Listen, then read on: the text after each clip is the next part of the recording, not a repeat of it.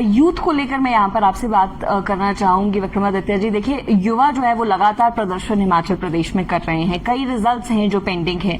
आप भी उन युवाओं से मिले हैं, आप भी उनसे मिलने गए हैं और लगातार आपसे भी सवाल कर रहे हैं। युवा जो है कई बार वो पूछ चुके हैं विक्रमादित्य जी कि आपने जो है उनसे वादे किए थे। मैं बड़े स्पष्ट तरीके से कहता हूँ, मैं तो परसों भी जब वो यहाँ पे प्रोटेस्ट कर रहे थे, मैं उस दिन भी उनसे सीधे रूप से मिलने गया जी। मैं कोई छिपने में या कोई बात कुछ कहने में, करने में और कुछ और करने में विश्वास नहीं रखता हूँ। तो मैंने हमेशा पूरी मजबूती से उनकी आवाज को उठाया है और हमने इस विषय को विधानसभा में भी उठाया है और विधानसभा के पहले चुनावों में भी उठाया है। आज DOAIT का मसला है, 118/817 का मसला है, उसमें मैंने ही इसको विधानसभा के अंदर भी उठाया और अभी पीछे कैबिनेट में भी उठाया और मुख्यमंत्री जी ने उसके बाद इसमें सब कमेटी बनाई और उप मुख्यमंत्री को उसका चेयरमैन बनाया है, मुझे उसका सदस्य बनाया है और मंत्रियों को भी उसमें डाला है और वहां पे हम इसको case by case in issues को सॉल्व करेंगे, क्योंकि इसमें कुछ ऐसे इश्यूज हैं जो हाई कोर्ट में पेंडिंग है, कुछ में ऐसे जिसमें सुप्रीम कोर्ट की रूलिंग आई है। अब हम ऐसा कोई निर्णय एकदम आनन फानन में सरकार नहीं ले सकती। इसमें कल फिर से इसमें जो कोई और पार्टी है वो कोर्ट चली जाएगी और पूरा प्रोसेस स्टे हो जाएगा। इसलिए इसमें लीगल ओपिनियन देना बहुत आवश्यक है, इसलिए लॉ मिनिस्टर को भी उसमें डाला गया है। एक केस बाय केस हर चीज को देखा जाएगा। हम भी चाहते हैं कि जो ये जो प्रॉब्लम बनी हुई है और ये 4 साल की पुरानी प्रॉब्लम है, जयराम सिंह की सरकार की, बीजेपी सरकार की प्रॉब्लम है, उसको ठीक करना हमारा दायित्व है। मगर उसको हम केस बाय केस देखेंगे, जो उसमें किया जा सकता है, कैसे किया जा सकता है, उसके लीगल हर्डल्स को पार करते हुए हम इनकी रिक्रूटमेंट को शुरू करेंगे। उसके लिए नया चयन आयोग मुख्यमंत्री जी ने बनाया है हमीरपुर में, वहां पे इसकी घोषणाएं शुरू करवाई जाएगी। मैं पूरी मजबूती से इस बात को कह सकता हूँ। कब तक एक्सपेक्ट कर सकते हैं हम रिजल्ट? अब देखिए, पहली मीटिंग इसकी बहुत जल्दी हो जानी थी, मगर उप मुख्यमंत्री जी के घर में जो बड़ा क्षति हुई है उनके परिवार में, उसकी वजह से थोड़ा सा डिले हुआ है।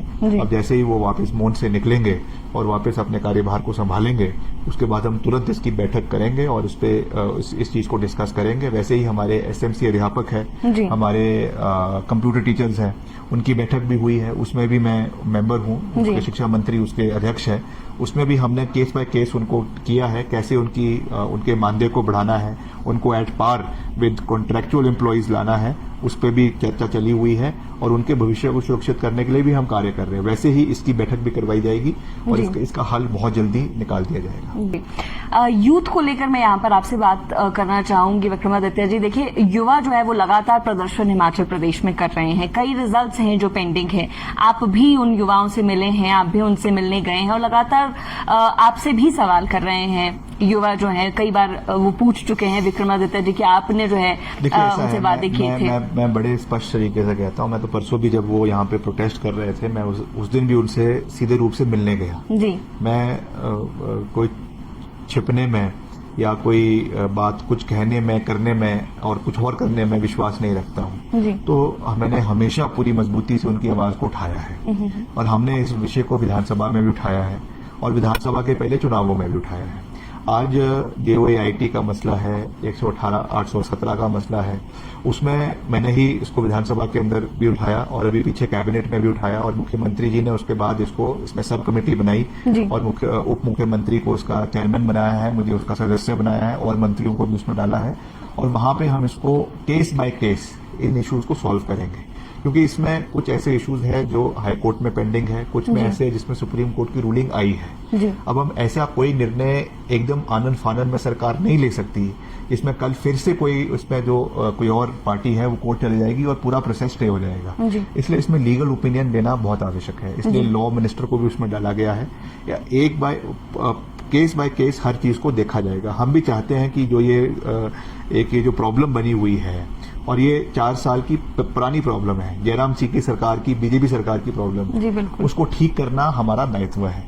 मगर उसको हम केस बाय केस देखेंगे, जो उसमें किया जा सकता है, कैसे किया जा सकता है, उसके लीगल हर्डल्स को पार करते हुए हम इनकी रिक्रूटमेंट को शुरू करेंगे। उसके लिए नया चयन आयोग मुख्यमंत्री जी ने बनाया है हमीरपुर में, वहां पे इसकी घोषणाएं शुरू करवाई जाएगी।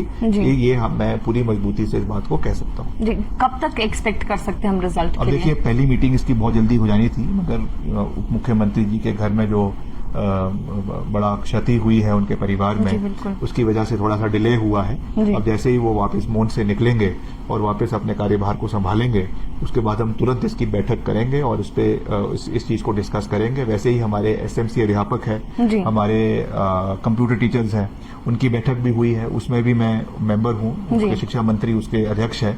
उसमें भी हमने केस बाय केस उनको किया है, कैसे उनके मानदेय को बढ़ाना है, उनको at par with contractual employees लाना है, उस पर भी चर्चा चली हुई है और उनके भविष्य को सुरक्षित करने के लिए भी हम कार्य कर रहे हैं। वैसे ही इसकी बैठक भी करवाई जाएगी और इसका हल बहुत जल्दी निकाल दिया जाएगा।